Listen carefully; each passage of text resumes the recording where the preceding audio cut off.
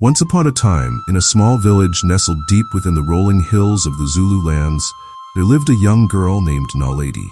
Her name meant star, and she had been the shining light in her mother's life. But sadly, her mother had passed away when Naledi was still very young. After her mother's death, her father remarried a woman who was as cold as the wind on a winter's night. This stepmother treated Naledi cruelly, always finding fault with her and giving her the hardest chores to do. Please subscribe to this channel and turn on the notification bell, so anytime we upload a video, you will be the first to watch. Thank you. Now the story. Naledi's father was a kind man, but he was often away, traveling to nearby villages to trade goods. He didn't see the way his new wife mistreated his daughter, and Naledi, not wanting to trouble him, kept her suffering to herself. Every day, after completing her chores, Naledi would visit her mother's grave, quiet spot under a large tree at the edge of the village. There, she would sit and talk to her mother, telling her everything that was in her heart.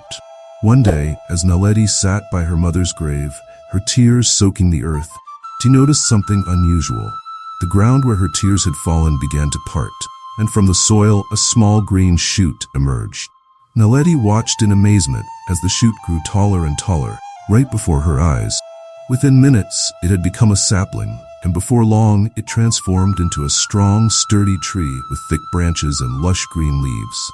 The wind began to blow gently through the branches, and as the leaves rustled, Naledi heard a soft whisper. "My child, I am here," the tree seemed to say. Startled, Naledi looked around. There was no one else in sight.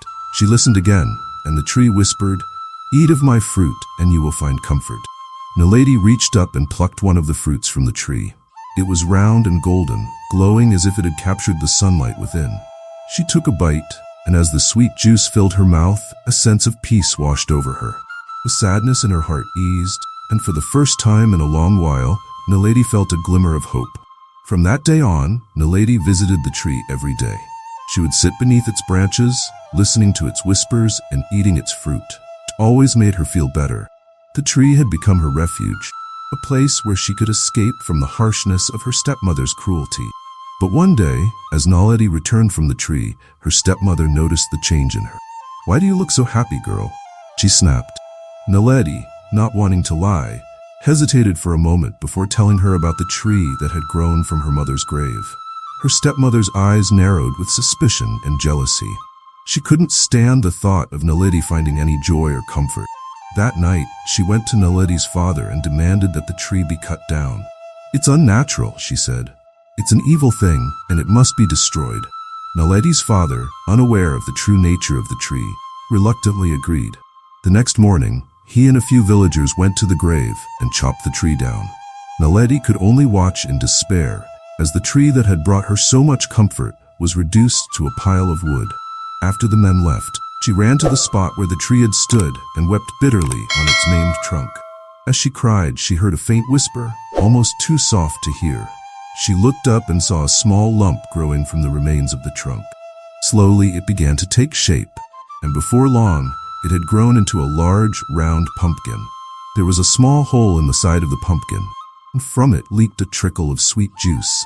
Naledi, feeling a glimmer of hope, leaned down and licked up a few drops of the juice. Immediately, she felt a surge of strength and warmth spread through her body. The juice was more nourishing than anything she had ever tasted, and it filled her with renewed energy. But it wasn't long before her stepmother discovered the pumpkin. Furious that Naledi had found another source of comfort, she waited until nightfall, then sneaked out of the house and cut the pumpkin from the trunk. She threw it onto the dung heap behind the house, hoping to destroy it for good. The next morning, when Naledi went to the tree, she found only the withered trunk and the remains of the pumpkin lying in the dirt. She fell to her knees and wept, her heart breaking all over again. She cried until she had no more tears left, then sat silently, feeling as though all hope had been lost. But just as she was about to leave, she heard a faint trickling sound. She looked down and saw a small stream of clear water bubbling up from the ground near the trunk. The stream seemed to whisper to her, "Drink me, drink me." Naledi knelt down and cupped her hands in the water, drinking deeply. The water was cool and refreshing, and as she drank, she felt a sense of calm wash over her. However, her stepmother soon discovered the stream as well. Determined to take away anything that brought Naledi comfort, she forced Naledi's father to cover the stream with sand and bury it. Naledi returned to the grave only to find the stream gone, buried beneath the earth. She felt utterly defeated, and for days, she could do nothing but sit by her mother's grave, crying for everything she had lost. One day, as Naledi sat by the grave, she noticed a man approaching from the bush. He was tall and strong, with a kind face and a bow slung over his shoulder. The man saw the dead tree and the sorrowful girl sitting beside it, and his heart was moved. He asked Naledi why she was so sad, and she told him about the tree that had grown from her mother's grave and how it had been destroyed by her stepmother. The man listened carefully, his eyes filled with understanding. "This tree must have been very special," he said. "It's sad that it was cut down, but perhaps it still has something to give." He examined the remains of the tree and decided that the wood would make a fine bow and arrows for hunting.